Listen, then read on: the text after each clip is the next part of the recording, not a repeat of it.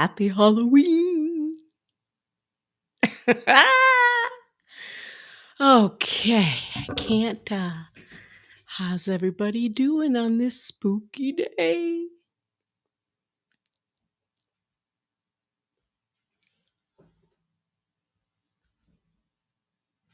Happy Halloween. Oh, wait, hold on. Hold on. Oh, wait, let's see here. Hold on.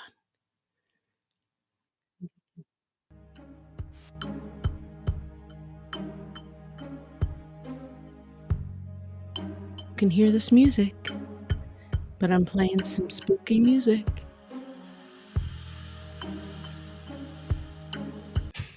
All right. Right, enough of this shenanigans. Welcome to this Welcome to This Week in Adoption. Is that better? Is that a better witch? Happy Halloween. Coming to you live on the Hallows Eve. Oh my God, on this streaming thing, there's hold on. There's all sorts of things. Hold on here. Oh, there's all sorts of things I can put in the background of the video that I'm in. Okay, here we go. Oh, I don't know. Anyways, I'm trying to play with different technology. It's not working. Let's talk adoption, shall we? Okay, we shall. Today, I will be talking about, I love how on the screen, if you're watching on Facebook or YouTube or Spotify, if you're watching the podcast, whatever, I have a screen with my Halloween decorations in the back.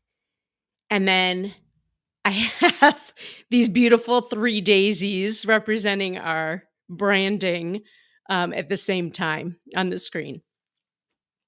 It goes. All right, today, lots of things came up today or this week.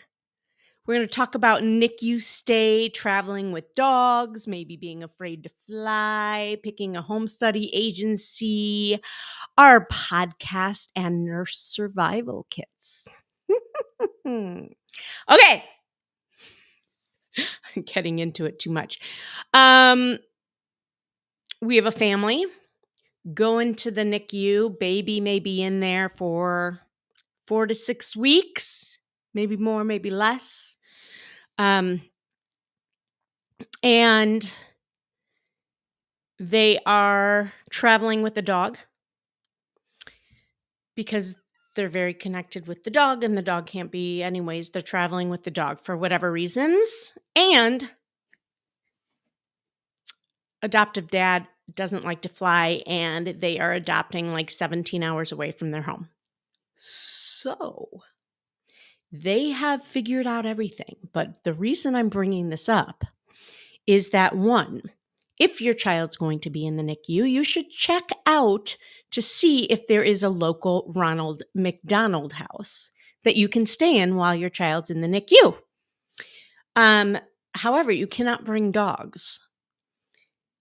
Also, without a dog, if there is no Ronald McDonald House, the hospital may have a partnership with local hotels for a reduced rate. You want to make sure you have a hotel with a kitchenette. 3, sometimes a hospital will allow you a room to stay there. Now, do you want to stay in a hospital for 4 to 6 weeks? Maybe, maybe not. And also this hospital in particular will feed the family for the whole time, which is nice. I'm sure they will love hospital food. But then you're traveling with a dog. So maybe look at an Airbnb that will allow a dog. Always tell the Airbnb what you are traveling for, because everybody loves a beautiful baby story and will help out if they can.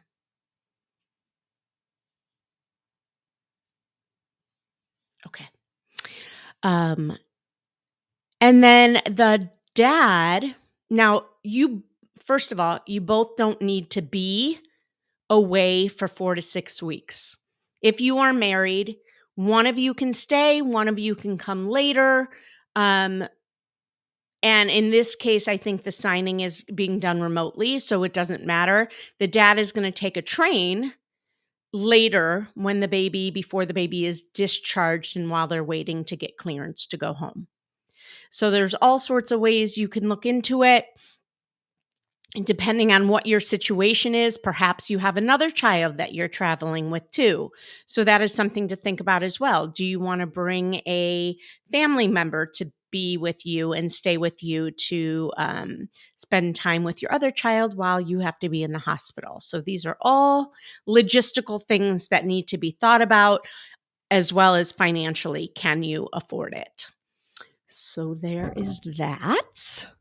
Picking a home study agency. Picking a home study agency is something that you can ask a friend about who lives in your state. It has to be done in your state, but it is not as important as the agency you will be using for possible placement, if indeed they are two separate agencies. Some families will only use one agency for everything. And that is fine. There are pros and cons, and you definitely want to know the questions to ask before you make that decision. I always think that the multi-agency approach is going to be more beneficial for you. And but picking a home study agency in particular is not as important. You just want to make sure you can get it done, and it's being done by a licensed professional to do home studies. And that's what you mostly, and listen, if you're working with a consultant, I'm not as concerned. If you're not, pick a home study agency that's going to do a good amount of education with you as well, because this is the time that you need it. I want to celebrate 2,000 streams on the Adoption Roadmap podcast. That's my way of that's my adoption celebration. My Halloween celebration. I am so excited to learn that the average streams that a new podcast does in an entire year is 2,000 streams in a year, your first year. We are less than 6 months in our first season, and we have just gone over 2,000 streams. So it's doing well. I'm so glad you like it. Thank you so much to those of you who have taken the time to leave a review, leave a give us 5-star rating.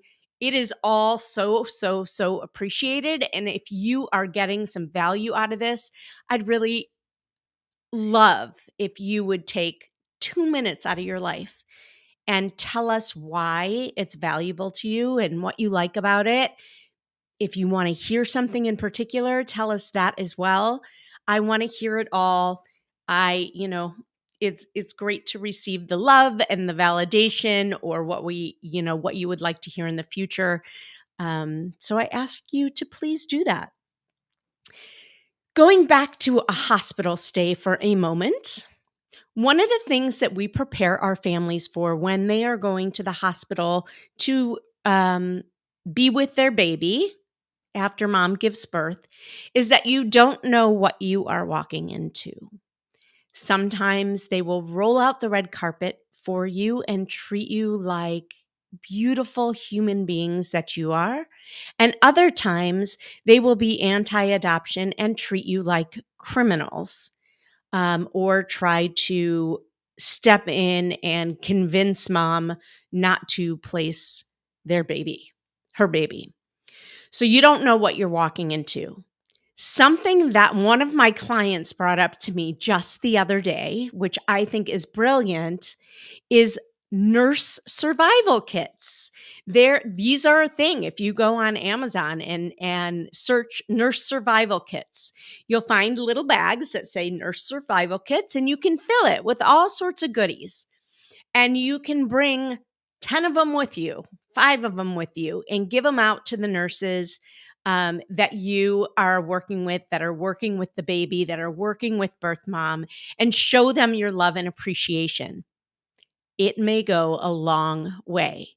You could also bring bagels or donuts when you go to the hospital. That might just be a really good way to get treated with the respect that you deserve. Okay, I'm going to leave it short and sweet today. One